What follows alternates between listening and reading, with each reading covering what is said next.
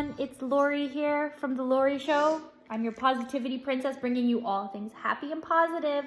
We have Matthew here, Marvelous Matthew from the last video. I'm not marvelous. That's what you said last time too, but you're still marvelous.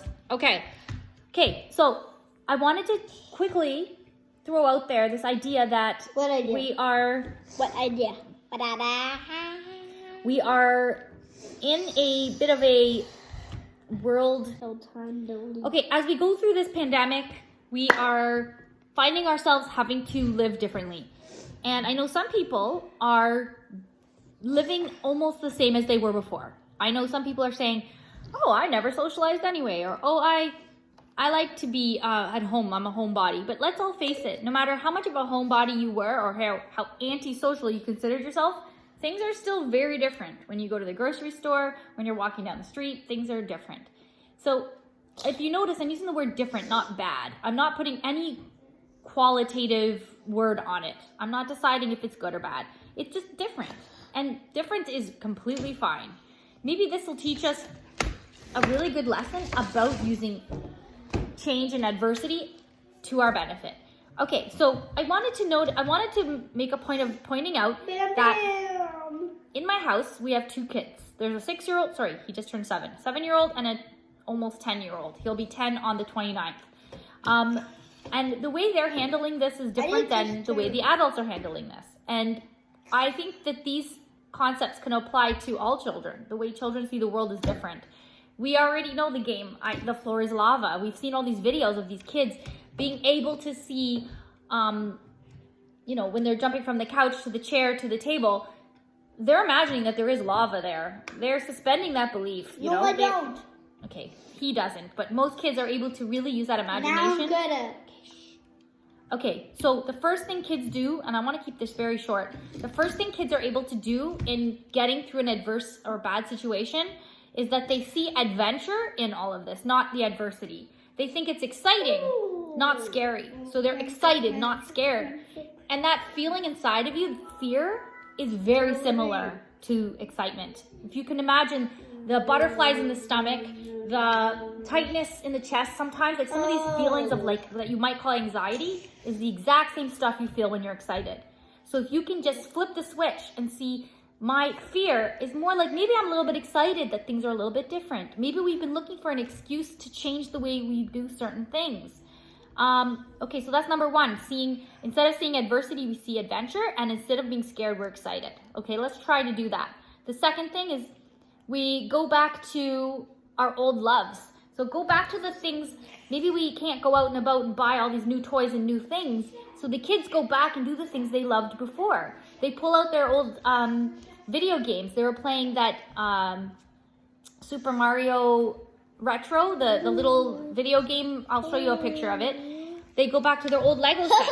Like, Matthew, okay. Matthew, here, show us. What is this, Matthew? What did you make? It's a golf cart with nitrous boosters, and the radio, there's no radio, so there's a boom box, that's the radio. Like, look at this kind of imagination. And inside there's like back handle things over there, and this is to press the nitrous booster, and this is fire because it's so fast. Okay, hold on. This is the dragon. I'll give you your own little segment to explain the whole thing, okay?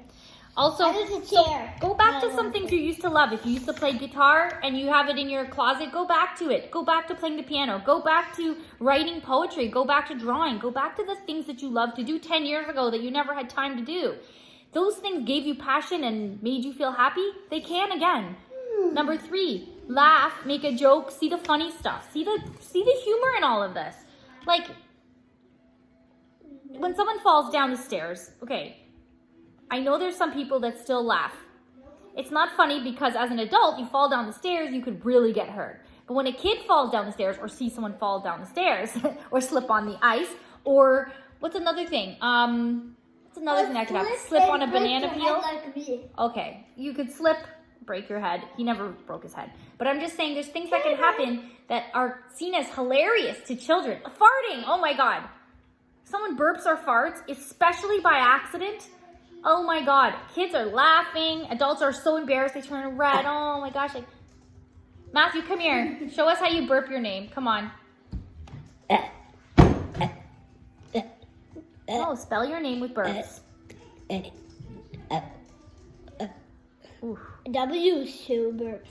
Oh my gosh, that was amazing. Okay, right? Talent right there. Laugh. Okay, I'll tell you a quick story. I'm gonna whisper this story. It's kind of embarrassing. When I was in university, I went to U of T for my undergrad, and we had a class in a place called Convocation Hall. There was 15. Yes, there was 1,500 people in my class, and I got really, really bored, and I fell asleep. And I don't know what I was dreaming about, but suddenly I farted myself awake. Like, I farted loud enough to wake myself up, and there was enough people looking at me for me to realize and know what I had done. Shame! Shame! Pretty gross. But you know what? In hindsight, if you think of someone farting themselves awake, that would be funny. Can I tell Jacob? Yeah. But not, just wait. Okay, number 4, play. Play. Do what you love. Play.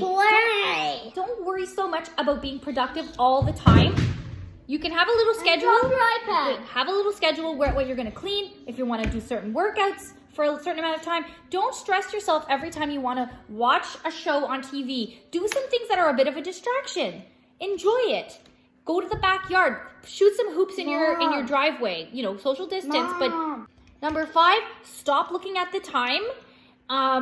It doesn't always matter what time it is. I understand that you have you have to keep certain schedules and routines, but pay attention to your body. Children eat most of the time. They'll tell you when they're hungry. Like, I'm hungry in my stomach. My tummy is rumbling. They recognize that feeling. That's why there's a lot of kids who can kind of eat what they want and they're not heavy. They have really high metabolism, yes, but they also eat when they're hungry, just not because it's lunchtime, you better eat. It's dinner time, you better eat. It's 7 o'clock, you know, it's time for a little snack before bed.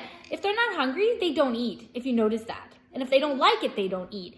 And you know what? That's totally fine. Be more like that. Go with the flow a bit. You don't have to stare at the time all the time. Maybe tell Alexa or tell your, set a timer on your phone for when it's time to start preparing the meal. And then don't look at your clock. Or Google. Matthew has a Google Nest in his room. We have this Alexa here, and then I have Siri on my phone. And Jacob has another Alexa in his room. And he has another Alexa. So there's 2 Alexas, a Google and a Siri. And we just imagine that these 4 robots hang out, in the nether world somewhere, right, Matthew? Wouldn't that be funny? Isn't that 3 robots? Okay, it's been 8 minutes. This quick video inevitably always gets long. I'm so sorry. 3 robots. 3 robots. So, like 2 Alexas is one person? So she runs up and down the stairs? Like up to... Okay, guys, thank you so much for watching. Remember, be more like a kid, because let's just face it, we used to be one. You used to be able to do this. If you could do it before, you can do it now. You are a kid. Remember, you are... Come on! Uh-oh, it broke. You are the best version of yourself. You can be the best version of yourself. Go back. If the best version of yourself was when you were a kid, hey, you've already done it. You can do it again. Mwah! Okay, guys.